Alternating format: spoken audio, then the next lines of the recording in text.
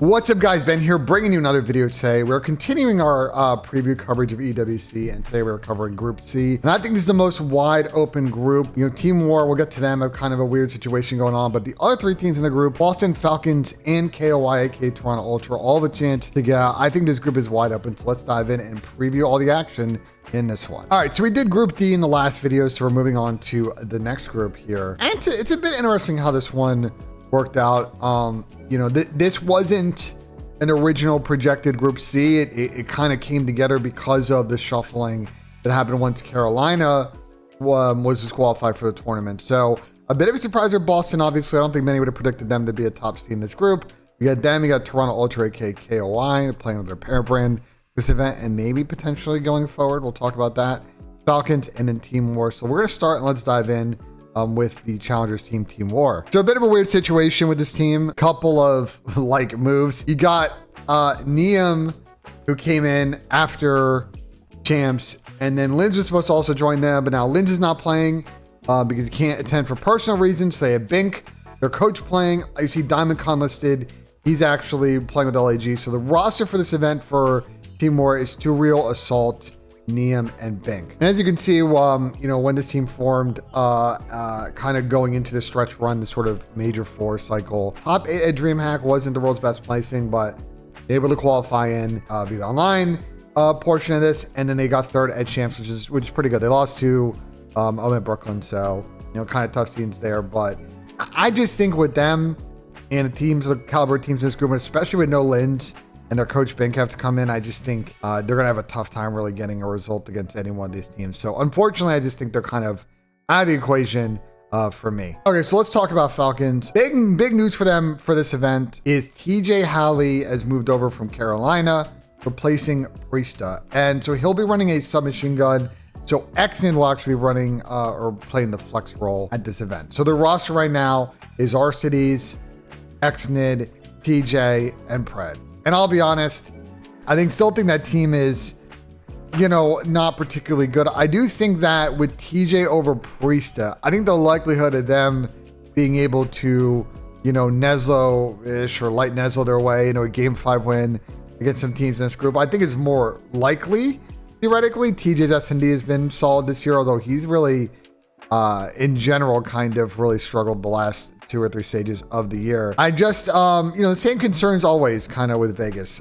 Shallow map pool, you know, there's just a lot of rogue kind of players on this team, consistent slang. But I don't, as far as moves that they could theoretically do before EWC, because I know that apparently they tried to get, you know, more top end talent, and it just wasn't going to happen before this event. This is really not that bad of a move for Vegas. It was kind of really the only move they could pull off. And so I think from my POV, like, you know, consider some, you know, we'll get to Toronto and Boston.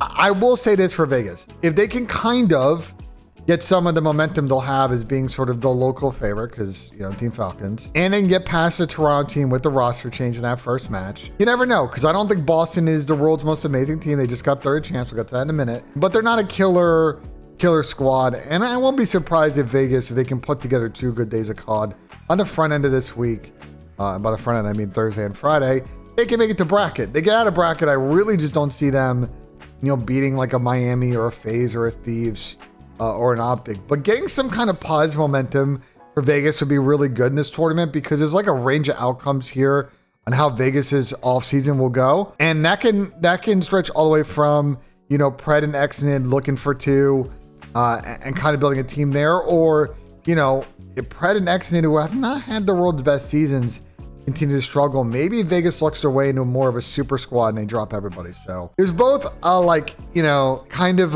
whatever is the end of phase 1 for Vegas Falcons kind of mindset of how much pressure there is, but also some of the players in this team definitely have to be feeling some kind of pressure for the roster spot going forward. And I'm not even going to talk about Alec, because I'll be honest, I think Alec's probably done on this team after this event. There's just going to be upgrades available, unless he fries. Maybe Alec fries, and who knows, but I think that's unlikely. So they are going to face off against Toronto Ultra in their first match in this bracket. And the big news for Toronto is that they have dropped Benjamin Beans after champs, disappointing placing for them at champs, and they have picked up Abe off of the challenger circuit. So a bit of an interesting move there. I don't really see this one happening. I would have thought they would have dropped Jamie, aka Insight, but they decided to drop Beans instead. And I think even more so than Falcons, I think there are multiple people on this team. Obviously, Abe is just joining the team, so kind of trying to also kind of play for a spot.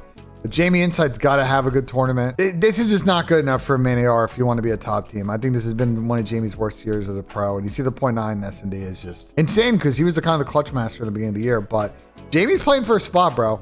Jamie's got to have a good event here, or I think they finally move on. And I think Kleenex is having a solid season, but he is going to be running an AR on this team, actually. He will be running similar to Exen in the flex spot with Abe running a sub. And so I think that Kleenex has got to have kind of a solid event here, because the last couple, as you can see here, have not been his best events of the season. Had a hot start. He's really kind of slowed down. Needs some momentum going to next season. Otherwise, maybe the grass is greener on another team, and we finally see Toronto move on from him, or he moves on from Toronto, obviously. So, okay, so let's talk picks. It's a little bit hard to predict the maps in this series between Toronto and Falcons, because I just don't know with the roster moves what kind of maps these teams are going to want to play. But it does seem kind of odd to me that for a guy who's going to be running a full-time sub, Abe at 52.5 seems a little bit low. Now, maybe that's pricing in a blowout and kind of a weird start. So if you're down to see how this kid could play in his like pro debut, 52.5 is pretty low for a submachine gun player, but you know, there's some risk there. I'll be honest, I think that Toronto may blow them out a little bit in control, so there's no luck on map 3. I think this Alec Arcides 20.5 map 3 less, I think to me would be the pick of the series if I had to go with one. So I'll probably pick Toronto over Falcons in the series, but this is where things can get weird because, you know, Toronto is likely going to play Boston, and I don't know who wins that one. And then Falcons, I think on the, you know, end of the day on Friday situation, when they get past Team War, I think could potentially beat these teams in a rematch if they have a bit more chem. I just think for Falcons, the tough thing is just sort of the day-to-dayness of their team. Even when they were together with Priesta, they had some upside. It's just, I don't know. But Toronto, it's kind of a bit of an unknown with Abe. I assume they'll also be solid. And I'll be honest, I think Toronto should get out of this group. I have heard that they played, you know, have been solid in scrims. But I'm not going to take too much stock in that just because that was like a week ago. And travel and a bunch of other stuff. And they were someone who's a rookie on their team. I think the more interesting combo in this group is Boston. I don't know what to expect from the breach at this tournament. I mean, gotta tip them getting third at champs. I mean, they back-to-back Nezled their way into making winners finals. And they lost in a game 5 to Vancouver after they got 3-0 stomped by Optics. So it's like, I think Boston played their best COD at the end of the season. The problem is that, can they, you know, follow that up, get out of this group, and maybe be a factor in the top 8 a little bit in bracket. And once again, you know, you never know who they draw. This team has looked really good in control now for like 2 splits. And the S&D, you know, I think they could be a serviceable, you know, potential opponent if they make it to bracket. And I don't think they're going to get third again, but I do think that they can make some noise again to have a strong finish, which is interesting because that just poses a lot of questions for how Boston's going to navigate the offseason. But I will say this, you know, people are now going to have some VOD on them. People are going to kind of know how they play. They did definitely switch up a lot in search going into champs. You would think that Team War will obviously prepare for that. You would assume that Toronto and Falcons will kind of also have some info on that as well. So maybe Boston fall off a little bit. And if that happens, this group gets really exciting because you just don't know what to expect from the 3 teams in Group C. So if I have to make a prediction, I think Toronto get past Falcons. I'm going to say in a game 5. I think Boston 3-0 or 3-1 Team War. I think I'm going to go with Toronto over Boston in that next match, but I am not confident in that one.